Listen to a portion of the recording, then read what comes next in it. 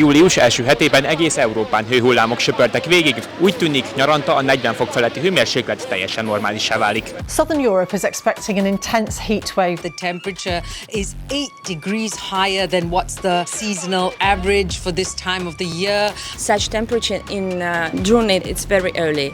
Experts attribute the increasing frequency and intensity of heat waves in southern Europe to climate change. Igazából ennek a folytatódása várható, ha csak ugye nem történik valami olyan drasztikus változás, ami az éghajlatra is hatással lehet. Az egyik legmelegebb napon eljöttünk Rómába, amikor az ország egyes részein megtiltották a kültéri munkavégzést, ennek ellenére a város napközben is tele van turistákkal.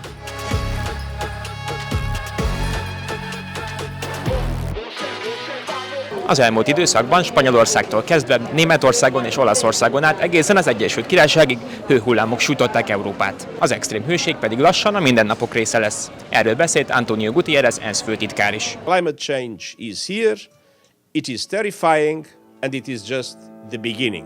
A szélsőséges hőség már nem ritka jelenség, ez lett az új normális. A bolygó egyre melegebb és veszélyesebb lesz, egyetlen ország sincs védve ettől. Hát, hogyha egy okot akarunk mondani, akkor ez alapvetően a globális felmelegedés, ami pedig abból adódik, hogy egyre több fosszilis tüzelanyagot használunk, ami több üvegházhatású gázt jelent a légkör számára. Tehát, hogyha az ipari forradalom előtti időszakhoz viszonyítjuk, másfélszeresére nőtt a szén-dioxidnak a légköri jelenléte. Azzal, hogy a korábban rendkívülinek számító hőhullámok rendszeressé válnak, új helyzetek állnak elő. A legmagasabb hőségriasztást adták ki a legnagyobb olasz városokra, egyes régiókban pedig megtiltották a mezőgazdaságban és az építőiparban dolgozóknak, hogy a napon legyenek a legmelegebb időszakban.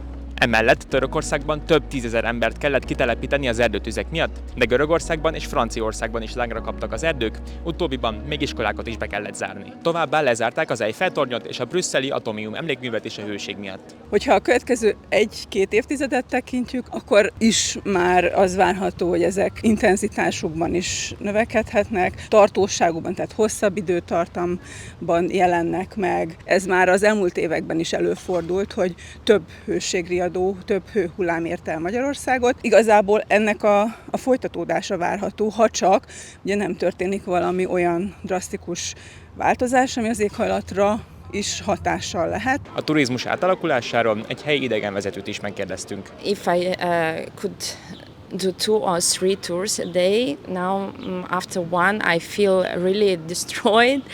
I must have siesta. Many tourists are a little stubborn because they used to their typical way of living, and they say, oh, it's comfortable for us to go out at 10:30. I must be very convincing to say, guys, it's really dangerous for life to go in the ruins at 11 at 1 p.m. It's too hot for me. I am not enjoying, but the place is so beautiful. I'm used to the hot weather, man. The hotter, the better. No, I'm just kidding. I've lived in Florida and Arizona. 2 different types of heat, but I'm kind of used to it all. It starts really early. Such temperature in June, it's very early, and that is scary. Drink a lot of water, try to stay in the shadows in areas where there isn't a lot of buildings or something.